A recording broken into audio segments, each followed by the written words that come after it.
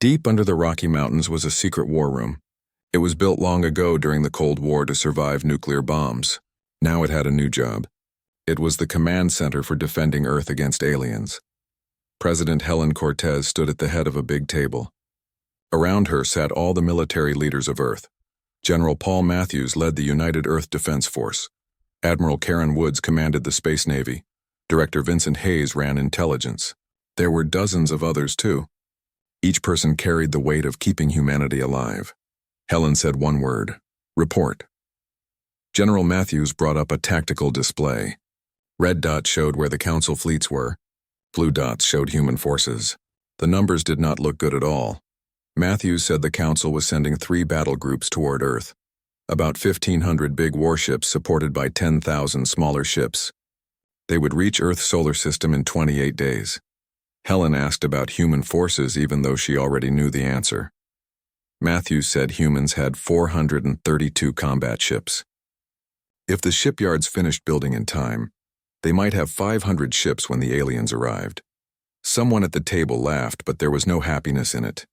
3-to-1 odds, and each alien ship was 10 times bigger than a human ship. Admiral Woods corrected him. 4-to-1 odds. Intelligence said the Council was keeping reserve fleets back home just in case. Humans somehow managed to hurt them. Helen turned to Director Hayes and asked if their diplomatic channels had found any help. Hayes shook his head. Every species that might have helped was warned away by the Council. The Council made it clear that anyone who helped Earth would face sanctions and punishment. Humans were completely alone. Helen said that was what they expected. She pulled up another display showing Earth's industrial capacity. She said they would proceed with Operation Closing Fist. General Matthews spoke carefully. He said he needed to express his concerns about that plan. If it failed, they would lose everything. Helen replied that if they fought a normal defensive battle, they would lose everything anyway. At least this way they had a chance. In orbit above Earth, the shipyards worked all day and all night without stopping. The USS Defiance was humanity's newest carrier. It was being built in Dock 7. Commander Jake Morrison floated through the half-finished hallways in zero gravity, checking everything himself. Dr. Lisa Grant pulled herself along the handrails. She asked how the ship looked. Jake admitted it looked like a half-finished skeleton, but it would be ready in time. It had to be. They reached the carrier's main laboratory. Inside was the project that might save everyone. The lab had security that was tighter than a bank vault. Behind sealed doors sat humanity's greatest secret. Jake told Lisa to show him. Lisa led him through decontamination and into the lab. At the center of the room, floating in a magnetic field, was a sphere made of impossibly dark metal. It seemed to swallow light. It was hard to look at directly. Lisa explained they called it dark matter integration. The Council thought dark matter was just background radiation in space. They had no idea it could be turned into a weapon. Jake asked if it would work. Lisa said yes in simulations. In real life, they were about to find out. Jake stared at the dark sphere. He asked how humans even discovered this. Lisa said it was mostly an accident. A physics student at MIT was doing experiments on gravitational lensing. She noticed something strange, followed it, and suddenly humans had a way to control space-time itself. Lisa's face got serious. She said the Council had been stagnant for thousands of years. They stopped innovating and pushing boundaries. They got too comfortable. Jake finished her thought. And humans were desperate, Lisa agreed. Desperation is a powerful motivator. Back on Earth in a small apartment in Seattle, a man named Nathan Cole was having dinner with his wife Emma and their 2 children. The news was playing on the wall screen. It showed footage of the shipyards and people debating whether humanity had any chance of winning. Nathan's son Chris was 10 years old. He asked if they were going to be okay. Nathan looked at Emma, then back at his son. He said they were going to do everything possible to make sure they were okay. Chris said everyone at school was saying the aliens had better technology. Was that true? Nathan chose his words carefully. He said better was not the same as unstoppable. Sometimes the underdog wins. After the kids went to bed, Emma found Nathan on the balcony staring up at the stars. Emma said he was thinking about the war. Nathan said he was thinking about what would happen if they lost. Emma put her arms around him. She said if they lost, they would lose together. As a species, as a family, but she did not think they would lose. Nathan asked why not. Emma said because they were human. And humans are stubborn. They do not give up even when they should. Nathan laughed despite everything. He said that was either very inspiring or very foolish. Emma said maybe it was both. In the Galactic Council chambers, the mood was very different. High Chancellor Vorn called an emergency meeting. The assembly was reviewing human military preparations with growing concern. Delegate Kresh insisted they could not possibly think they could win. This was suicide. Ambassador Trell suggested maybe that was the point. Some species prefer to die rather than be conquered. Admiral Court snapped that it was nonsense. This was just posturing. Humans hoped the Council would back down rather than commit to a costly invasion. Vorn was not so sure. He had been reading intelligence reports and something bothered him. Humans had been preparing for this fight since before they even got faster than light travel. That meant they had been planning this for a very long time. It showed dedication that did not match a species just acting on pride. Vorn asked what they actually knew about human psychology. The question surprised everyone. Court said humans were aggressive and territorial. They fought countless wars among themselves. Kresh added that humans were also adaptable. They evolved as persistence hunters. They did not have the speed or strength of big predators, but they could chase their prey until it collapsed from exhaustion. Vorn asked what that meant. Trell said slowly that it might mean humans would actually fight to the very last person. Not because they were stupid, but because it was in their nature. The chamber fell silent as everyone understood what that meant. Vorn asked how many casualties they were projecting. Court pulled up tactical simulations. He said minimal casualties, maybe a few hundred ships damaged and a handful destroyed. The battle should be over in hours. Vorn asked what if Court was wrong. Court said firmly that he was not wrong. The humans had projectile weapons. Against energy shields, their attacks would be like throwing pebbles at a fortress. Vorn said quietly that he felt like they were walking into a trap. But he did not know why he felt that way. No one had an answer for him. 26 days remained until the Council fleet reached Earth. In those 26 days, humanity worked with focus that seemed almost supernatural. Factories ran 24 hours a day without stopping. Volunteers lined up at recruitment centers. Scientists and engineers worked together on projects that seemed impossible just a year ago. In the depths of space, hidden among asteroid belts and behind the moons of gas giants, humanity's fleet waited. Ships had names like Indomitable and Unbreakable and Remember Terra. Every crew member knew the odds were against them. Every single one had chosen to stand and fight anyway. Commander Jake Morrison finished his final inspection of the USS Resolution. He found himself in the observation deck again, looking at Earth. Dr. Lisa Grant joined him. She said Earth was beautiful. Jake said he grew up in Montana with wide open spaces and big sky. He used to think that was freedom. But this, he pointed at the planet below, this is what they were really fighting for. Not just the dirt and water, but the idea that humans got to choose their own path. Lisa said those were pretty words for someone about to start a war. Jake said he did not start it. He was just going to finish it. Lisa said one way or another. Jake agreed. One way or another, 26 days. In cosmic terms, it was less than a heartbeat. In human terms, it was enough time to say goodbye to loved ones, to make peace with death, to prepare for the impossible. The Galactic Council had been the dominant power for 18,000 years. They had never lost a war, never even come close. They were about to learn that there is a first time for everything. The Galactic Council headquarters on Prime Station had never known defeat.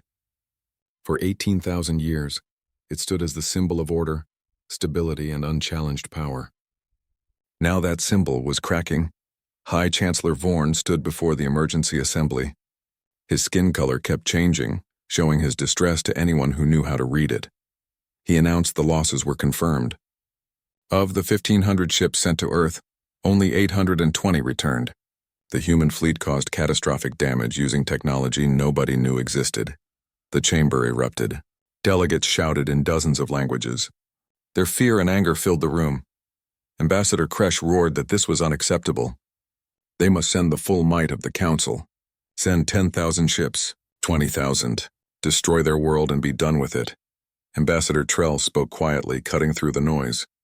He asked what would happen when they sent 20,000 ships and lost half of them. What message would that send to every other species in the galaxy? The chamber fell silent. Vorn said Trell was right. This was not just about Earth anymore. Every species that ever chafed under Council rule was watching. If they failed to defeat humans decisively, they would invite rebellion across the entire galaxy. Kresh demanded to know what Vorn proposed. Vorn said they should negotiate. The suggestion was met with stunned disbelief. Admiral Court spoke from his seat. He had been summoned to explain his failure. He said Vorn could not be serious. Humans refused their generous terms. They attacked the fleet, and Vorn wanted to reward their aggression. Vorn replied that he wanted to end this before it spiraled beyond control. They needed time to study this new technology and develop countermeasures. A temporary peace served their interests. Court said it made them look weak. Vorn said losing another fleet would make them look weaker. While the council debated, humanity was making its own plans. President Helen Cortez stood in the war room surrounded by military leadership. The tactical display showed not just Earth's solar system, but surrounding sectors of space. Director Hayes reported the council was rattled. Intelligence suggested they were divided on how to respond. Some wanted to negotiate. Others wanted total war. Helen said neither option was acceptable. If they negotiated now, they showed weakness. The council would just build up forces and come back stronger. But if they waited for another attack, they lost the initiative. Admiral Woods asked what they should do. Helen said they attack first. The room went silent. General Matthews said carefully that their fleet was in no condition for an offensive operation. They lost nearly half their ships defending the solar system. Helen replied they were not attacking with ships. She pulled up a star chart showing the nearest council systems. These 3 systems were the council's primary industrial centers in this sector. They produced 70% of the military hardware for surrounding regions. Admiral Woods understood. Helen wanted to hit their shipyards. Helen said she wanted to do more than that. She wanted to cripple their ability to wage war. She highlighted several targets. The shipyards at Vex Prime, the weapons foundries on Kresh Major, the antimatter refineries in the Trell system. Destroy those and they bought years to build up forces. Matthews objected that it was too risky. Those systems were heavily defended. They would be sending people into a meat grinder. Helen corrected him. They would be sending volunteers.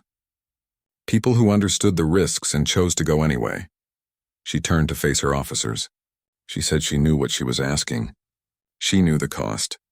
But the alternative was waiting for the council to gather enough forces to overwhelm them. This was their chance to hurt the council while they were still reeling. To show them that humanity does not just defend, they strike back. Commander Jake Morrison volunteered immediately when the call went out. So did Dr. Lisa Grant. So did 5,000 other personnel from the remnants of Earth's fleet. They gathered on the USS Relentless, one of the few carriers that survived the battle relatively intact. The briefing room was packed with men and women who knew they might not come back. Jake announced their target was Vex Prime. He brought up a holographic display of the system. It was the largest shipyard complex in this sector.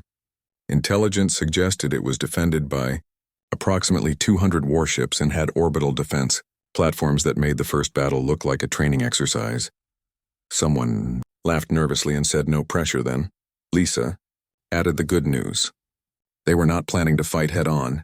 They were going to use a tactic the council had not seen before because they considered it primitive and beneath them. Someone asked what tactic.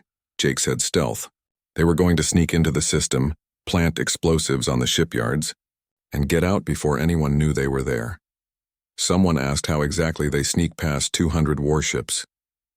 Lisa grinned and held up a small black box. Personal dark matter generators. Miniaturized versions of the ones they used in battle. When activated, they bent light and sensor radiation around the wearer, making them effectively invisible. Someone protested that was impossible. The power requirements alone would be enormous. Lisa agreed it was impossible 6 months ago. Turns out desperation is a great motivator for innovation. Each unit had a battery life of about 2 hours. More than enough time to get in, set charges, and get out. Someone asked what if something went wrong. Jake's face hardened. Then they made sure to take as many aliens with them as possible. The mission launched 3 days later. The Relentless and 2 smaller ships, the Swift and the Shadow, jumped into hyperspace bound for Vex Prime. They traveled in silence, maintaining radio blackout to avoid detection. On the 3rd day, they emerged in the outer reaches of the Vex system. Lieutenant Ben Harper breathed out and said, "Sweet Mother of Mercy," while staring at the tactical display.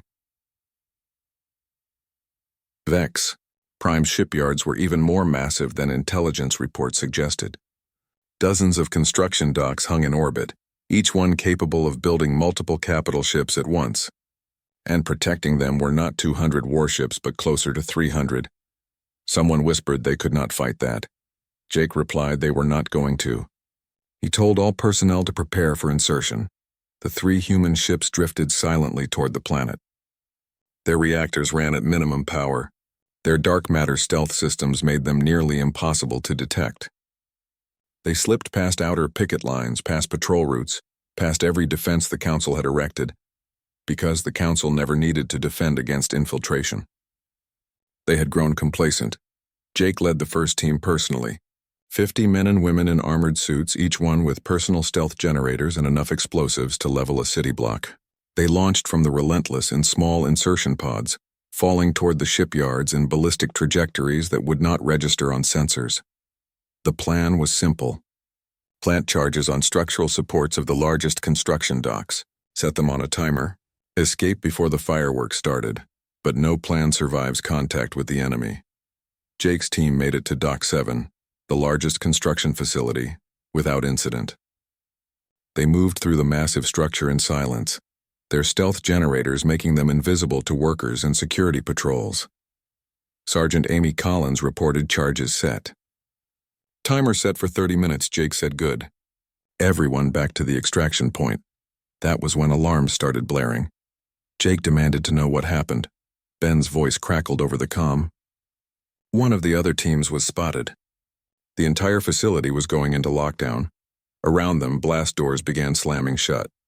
Security drones deployed from hidden compartments. The Council forces might not know exactly what they were looking for, but they knew something was wrong. Amy said they were not going to make it back to the pods in time. Jake made a decision. "Then they do not go back. Everyone find defensive positions. They hold here until the charges blow, then extract in the chaos." Amy protested that was suicide. Jake said that was an order. 50 humans took up positions throughout Dock 7. Their stealth generators could not hide them anymore as they moved and fired. Council security forces poured into the facility. Their energy weapons lit up the darkness, and humanity showed the galaxy something else it had forgotten, that sometimes being willing to sacrifice everything was the most powerful weapon of all. The charges detonated exactly on schedule. Dock 7, along with 3 other major construction facilities, exploded in balls of plasma visible from orbit. Shockwaves rippled through the shipyards, setting off secondary explosions as reactors overloaded, and antimatter containment failed. In 10 minutes, Vex Prime's industrial capacity was reduced by 70%. Jake's team fought through the chaos, losing people with every step. By the time they reached the extraction point, only 15 of the original 50 remained. Jake himself took a hit to the shoulder. His suit's armor was the only thing that saved his life. The Relentless swept in, ignoring defensive fire, and plucked them from the wreckage. As the ship turned to flee the system, Jake looked back at the burning shipyards. Amy asked quietly if it was worth it, thinking of the 35 people they left behind. Jake replied to ask him when they see if they survived the week. News of the attack reached the Galactic Council within hours. The reaction was exactly what President Cortez hoped for. Panic High Chancellor Vorn stood before the assembly. His skin was now a shade that showed pure terror. The big meeting room of the Galactic Council was huge. It went on for miles with a ceiling so high you could not see the top. Inside this massive space, aliens from 247 different worlds sat in their special areas. Each area was built just right for that type of alien. Some floated in tanks of strange gas. Others sat on hot rocks. Some looked like bugs and made clicking sounds that machines turned into words everyone could understand. In the middle of all these aliens stood a human man named Daniel Cross. He was Earth's ambassador. Daniel looked very normal in his dark blue suit. He had gray hair and looked tired, but he stood straight and strong as he faced all the powerful aliens in the galaxy. A tall alien named Vorn spoke first. He was the High Chancellor, the leader of the Council. His body moved in strange ways as he talked. His skin changed colors, showing he was upset. He said the human answer was not good enough. He told Daniel that Earth could keep doing things their own way at home, but they had to join the Council. All they had to do was say the Council was in charge and give some money to help protect everyone. Daniel said nothing. He just stood there with his hands behind his back. Vorn kept talking. His voice got softer, like he was trying to be nice. He said that every species that learned how to travel faster than light had to join the Council. This was the rule for 18,000 years. If they did not join, there would be chaos and problems everywhere. Daniel finally spoke. He said quietly that the other choice was for humans to make their own path. The aliens in the room became worried. Some of them checked their translation machines because they thought they heard wrong. Another alien named Kresh spoke up. She had 6 eyes that blinked one after another. She said no species had said no to the Council since the burning times long ago. She asked if Daniel knew what happened to the last group that tried to stay alone. Daniel said yes, he knew. They were destroyed. He had read the history books. But he also noticed that the winners wrote those history books. The room exploded with noise. Aliens shouted in hundreds of different languages. Their translation machines could barely keep up. Vorn raised his arm and made a sound that made everyone go quiet. Vorn's voice got cold and mean. He said that without Council protection, Earth would be in danger. There were bad aliens out there beyond the Council's borders. The Kryn Collective, the Hive Minds, the Void Walkers. Any of them would attack Earth easily. Daniel said humans would deal with those threats themselves. Kresh laughed in a mean way. She asked what weapons Earth had. Humans only had faster-than-light travel for 3 years. They had no energy shields, no quantum weapons, no dimensional drives. Their biggest warships still used bullets and missiles. That was technology the aliens stopped using 20,000 years ago. Daniel's face did not change. He said that he was standing there after traveling 40 light years to give them the human answer in person. Another alien named Trell muttered that humans must want to die. Vorn leaned forward. His eyes got narrow. He asked Daniel one last time if humanity would join the Galactic Council and let them guide Earth as they explored space. Daniel said no. That one word hung in the air like a knife. Vorn announced that Earth was now a rogue state. No one could trade with humans. No one could visit their solar system. Earth had 30 days to change their mind. If they did not, the Council would have to take action to keep the galaxy stable and safe. Daniel asked what kind of action. Vorn said the kind that kept peace in the galaxy for 18,000 years. The Council would not allow a species with faster-than-light travel to be on their own and maybe cause trouble. If humans would not join by choice, they would be forced to join. Daniel nodded slowly. This was exactly what he expected to hear. He said they would see the Council soon then. Vorn said again that Earth had 30 days. They should use that time wisely. Daniel turned to leave, but then he stopped and looked back at all the aliens. He asked Vorn if he knew what humanity learned during their last big war. The one humans called World War II. Vorn's skin changed colors in a confused way. He said he did not see why human tribal fights mattered. Daniel said that humans learned something important. When someone gives you an ultimatum, when they tell you to give up your freedom or die, there is only one right answer. His tired eyes suddenly looked very awake and sharp. He said humans learned that some things are worth fighting for no matter how bad the odds are. He walked out of the chamber. His footsteps echoed in the shocked silence. After the human ship left the Council station, someone finally thought to check what Earth had been building lately. What they found made several aliens need medical help right away.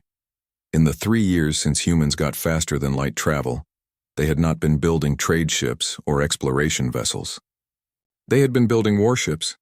Thousands of them. The intelligence reports showed that humans had hidden these warships all over their solar system. They were camouflaged among asteroids and moons where no one would look. Kresh stared at the holographic display showing all these hidden ships. She asked how this was possible. Humans barely had enough resources for one colony.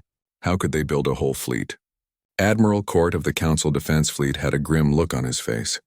He said it was because humans were not using their resources to expand into space. They were preparing for war instead. Vorn's skin turned a pale gray color. He said that humans knew. They knew the council would react this way. Court said of course they knew. Humans had studied the council carefully. While the council dismissed humans as primitive and backward, the humans were analyzing every first contact scenario in the council's databases. They read all the histories. They understood something the council would never admit. Vorn asked what that was. Court said the Galactic Council was not really a democracy. It was an empire that just had better public relations and nicer words. The human fleet was moving into defensive positions around Earth. Long-range sensors were picking up strange energy readings. The humans had weapons that should not be possible. Technology that violated the known laws of physics. Vorn whispered and asked what the humans had done. On the human carrier called the USS Resolution, Commander Jake Morrison stood looking out a window at the council station getting smaller in the distance. Next to him was Dr. Lisa Grant. She was checking holographic displays and running tests on systems the council did not know existed. Lisa asked if Jake thought the council would back down. Jake said no. The council had been the dominant power for too long. They forgot what it felt like to be challenged by someone. Lisa said so they were really going to fight this war. Jake said yes, they really were. Lisa took a deep breath. She said she hoped the history books would remember that humans did not want this war. Jake said quietly that the history books would not remember that. Winners write the history books. And if humans lost, there would be no one left alive to write their history at all. Lisa said then they better not lose. Through the window, Earth looked like a beautiful blue jewel against the black of space. Somewhere down on that planet, 7 billion people were living their normal lives. Most of them did not know that in 30 days their world would either be free or would not exist anymore. Jake thought about his daughter playing in their backyard in Colorado. He thought about Lisa's son starting college. He thought about all the normal, everyday lives that depended on what would happen next. Lisa said softly that when she joined the space program, she never thought things would end up like this. Jake said he thought he would be exploring new worlds and meeting friendly aliens. He laughed, but it was not a happy laugh. The universe was not like the old TV shows they watched as kids. Lisa agreed. It was not. The Resolution's engines turned on and the ship started the long trip home. Behind them, the Galactic Council was already gathering its military forces. They were confident they would win easily. They had no idea what was waiting for them. The Council fleet came out of hyperspace at the edge of the solar system in perfect formation. It was a show of military precision that had been perfected over thousands of years. 1,500 big warships, each one a monument to Council technology. Their hulls glowed with energy shields that could survive the heat of a star. Admiral Court stood on the bridge of the dreadnought Eternal Dominion. It was the flagship of the Council's military. Around him, holographic displays tracked every ship in the fleet, every energy reading, every sensor contact. Court demanded a status report. His tactical officer said all ships were ready, energy shields at maximum power, weapons fully charged, but there was no sign of the human fleet. Court frowned. He said the humans should be here. Even a hopeless defense needed defenders. His second-in-command suggested maybe the humans fled when they realized fighting was futile. Court ordered a scan of the inner solar system. He wanted to know where the humans were hiding. The sensor arrays could detect a single ship from light years away. They swept through the solar system. What they found made Court's confidence waver. The tactical officer reported multiple contacts. They were everywhere.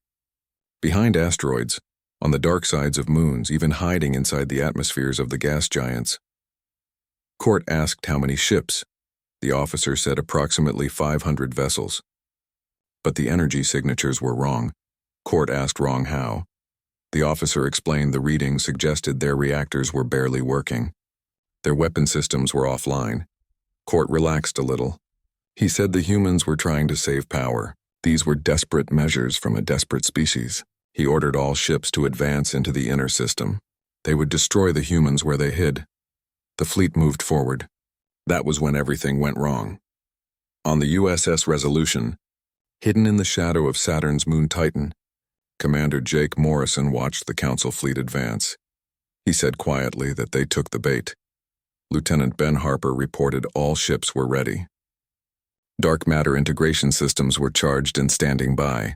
Jake asked Dr. Grant if she was sure this would work. Lisa's voice came over the comm from the ship's laboratory. She said absolutely in theory. In practice, they were about to become the experiment. Jake said that was not reassuring. Lisa said science rarely is.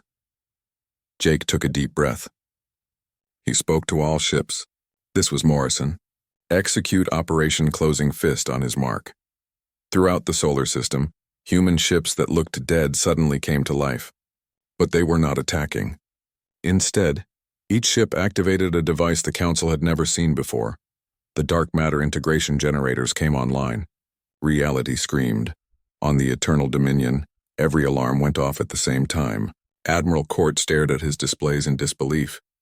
The fabric of space-time itself was warping around his fleet. Court shouted, asking what was happening. The tactical officer cried out about unknown energy signatures coming from the human ships. It was affecting their propulsion, their shields, their power generation. Dark matter, which normally just existed passively, was suddenly being controlled on a massive scale. The human ships had turned the entire solar system into a weapon. They used dark matter to create artificial gravity that played havoc with Council technology. Ships designed for normal space found their engines stuttering as physics bent around them. Energy shields flickered and failed as the power needed to maintain them suddenly tripled or quadrupled. Communication systems went crazy as gravity. Distortions disrupted quantum signals. Court ordered all ships to return fire. But then the human fleet attacked. The USS Resolution and its sister ships came out of hiding. Their projectile weapons fired. To the Council, these were primitive weapons that should be useless against their technology, but Council shields were designed to deflect energy weapons. They worked by spreading out heat and electromagnetic radiation. They had never been tested against solid matter traveling at nearly the speed of light. The first wave of tungsten rounds, moving at a huge fraction of light speed, punched through the flickering shields like they were not there. Ships that had never been damaged in centuries suddenly found their hulls breached and their systems failing. Court screamed that this was impossible. This could not be happening, but it was happening. Humans had studied Council technology, found its weaknesses, and built their entire military around exploiting those weaknesses. While the Council had grown comfortable in their superiority, humanity had innovated with the fury of a species fighting for survival. The tactical officer reported they had lost 40 ships. Shields were failing across the fleet. He requested permission to retreat. Court slammed his appendage on the console. No, they outnumbered humans 3-1. He ordered all ships to focus fire on the largest human vessels. They would overwhelm the humans with numbers. The Council fleet began to organize. Their superior numbers started to matter. Human ships began taking damage. Their armor buckled under energy weapon fire. The USS Valiant exploded in a brilliant flash, taking her 200 crew members with her. The USS Courageous lost her engines and spiraled toward Mars. On the Resolution, Jake watched the tactical display with grim determination. He asked Ben how much time until Phase 2. Ben said 90 seconds. Jake said they were not going to last that long. Ben said then they better be creative. He ordered the helm to turn around and put the Resolution between that dreadnought and the smaller destroyer Chicago. The helmsman protested that would expose their bottom hull. Jake ordered him to do it. The Resolution swung around. Taking hits meant for the Chicago, armor plating vaporized. Secondary explosions rocked the ship. But she held together, buying precious seconds. Ben announced 30 seconds to Phase 2. Lisa's voice came over the comm, tense with urgency. The DMI generators were overheating. If they did not vent the excess energy, they would explode. Jake asked how long they could hold. Lisa said not long enough. Jake made a decision. He ordered all ships to execute Phase 2 now. Repeat, execute Phase 2 now. Throughout the solar system, the human ships generating the dark matter field suddenly redirected all that energy in a single focused pulse. The gravity anomalies that had been degrading Council systems suddenly intensified 100 times. In one heartbeat, the careful formation of the Council fleet became chaos. Ships collided as navigation failed. Power cores overloaded as gravity waves stressed them beyond their limits. Some vessels simply imploded, crushed by artificial gravity that briefly exceeded a black hole. In that moment of chaos, the human fleet struck with everything they had. The USS Resolution, her hull scarred and burning, fired her main guns at point-blank range into the Eternal Dominion. The tungsten rounds, each weighing several tons and moving at nearly light speed, tore through the dreadnought's hull. Secondary explosions rippled along the massive ship. Ben shouted that they breached the reactor containment. They needed to get clear. Jake ordered full reverse on the engines. The Resolution's engines screamed as she tried to escape. Behind them, the Eternal Dominion's core went critical. The explosion lit up the solar system like a new sun, taking 36 Council ships with it. When the light faded, the Council fleet was retreating. Jake demanded a status report, his hands gripping his chair. Ben reported 70% of the Council fleet was fleeing the system. The rest were disabled or destroyed. Jake asked about human losses. Ben said 140 ships destroyed, another 90 damaged beyond immediate repair. Jake slumped in his chair. They won, but the cost was staggering. Nearly half their fleet gone in a single fight. He told Ben to get him a channel to Fleet Command. President Helen Cortez appeared on the screen. She looked as exhausted as Jake felt. Helen asked for his report. Jake reported the Council fleet had been repelled, but they would be back. Next time they would know what humans were capable of. Helen's face hardened. She said they bloodied the Council's nose. That was not the same as winning the war. The Council had resources humans could not match. If they were going to survive, they needed to do more than defend. They needed to make the Council afraid to attack again. Jake asked what she was suggesting. Helen said the best defense is a good offense. It was time to take the war to them. In the ruins of the Council fleet, Admiral Court floated in an escape pod. He watched what remained of his command limp toward the edge of the system. Around him, debris from hundreds of ships drifted through space. Each piece was a monument to Council hubris. They had underestimated humanity, dismissed them as primitives, and paid the price. But as Court stared at the wreckage, he felt something he had not experienced in centuries of military service. Fear. Because if humans could do this, what else were they capable of? And more terrifyingly, what would they do next? The answer would come sooner than he thought. 3 months after the Battle of Vex Prime, a small ship with the Galactic Council symbol entered Earth's solar system.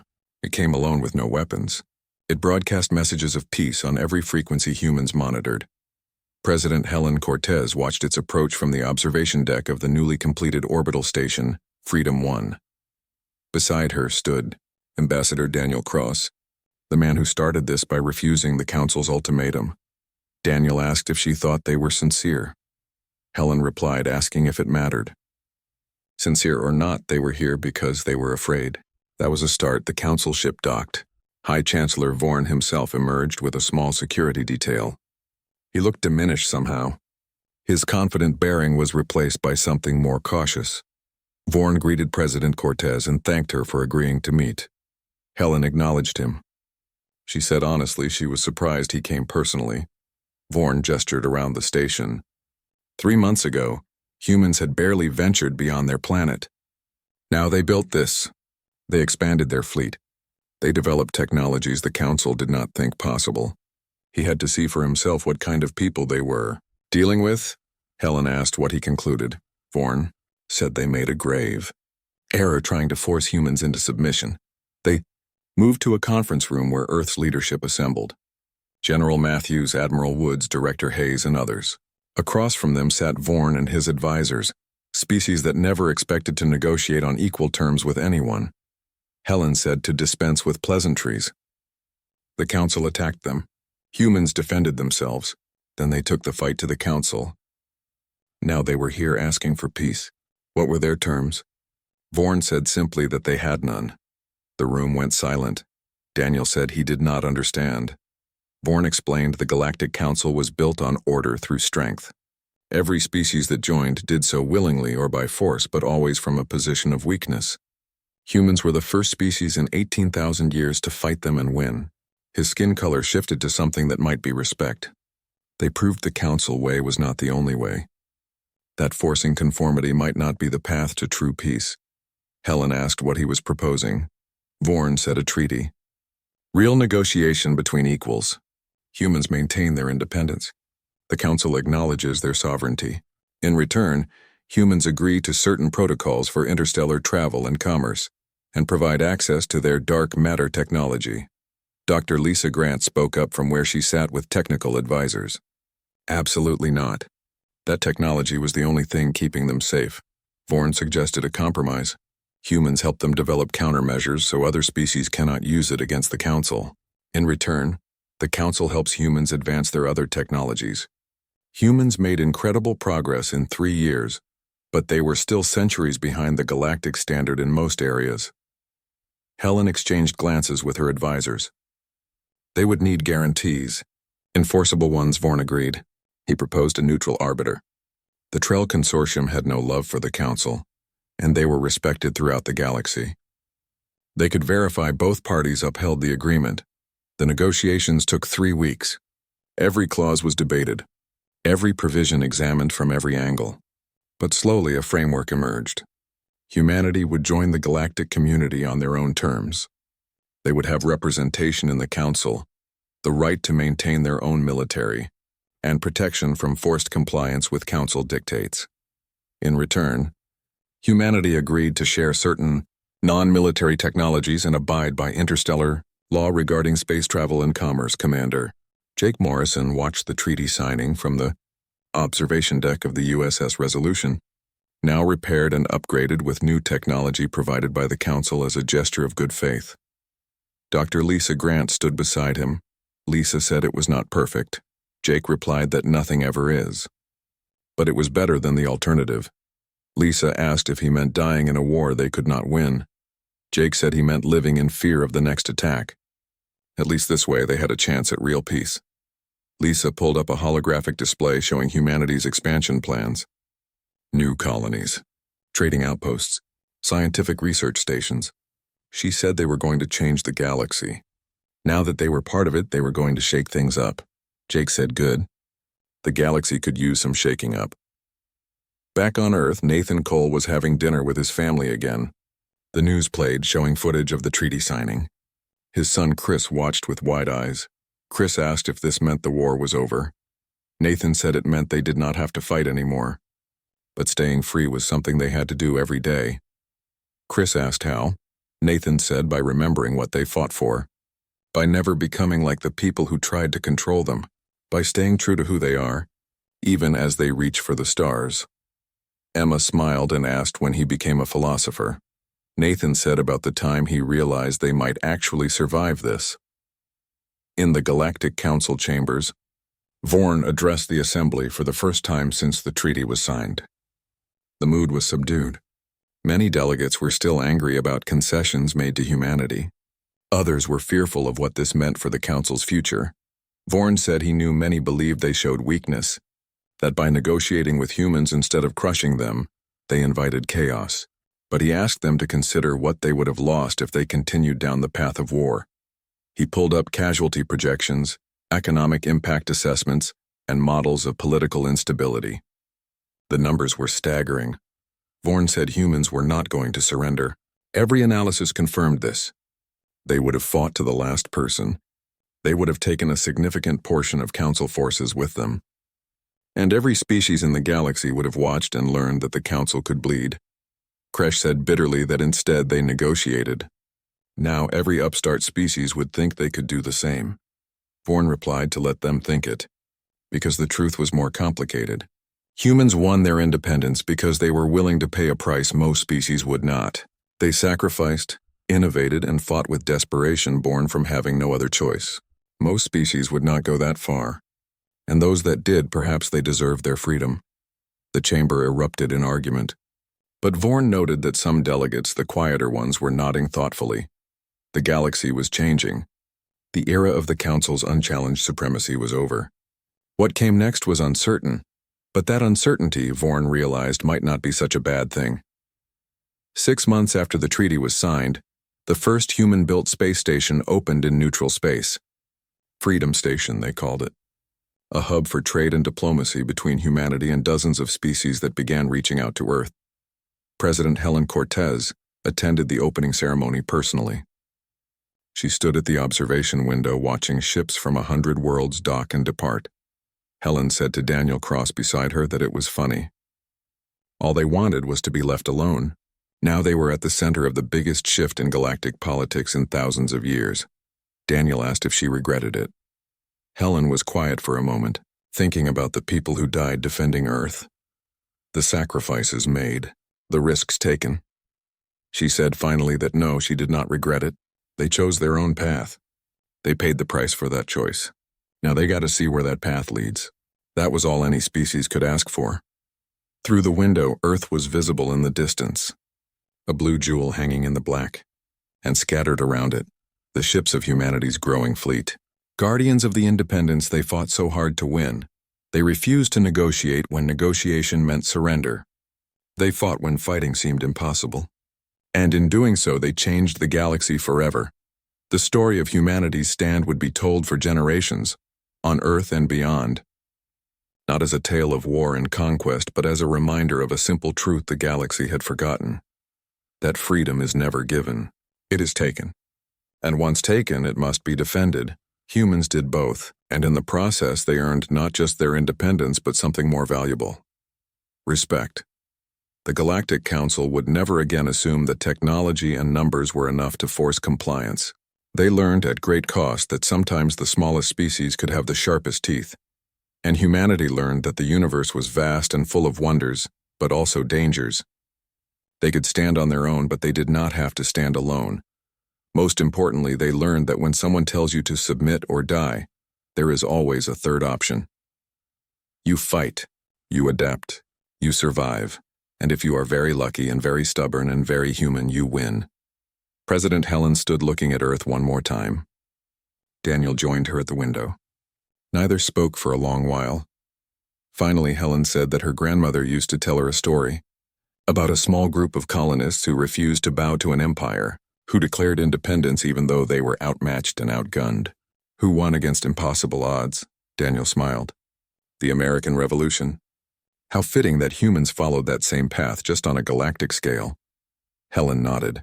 History does not repeat itself, but it often rhymes. Humans have always been at their best when fighting for something bigger than themselves. Daniel said that the galaxy better get used to having humans around, because they were not going anywhere. Helen agreed. They were here to stay. Far below them, on the surface of Earth, children played in parks. People went to work. Families had dinner together. Life went on as it always.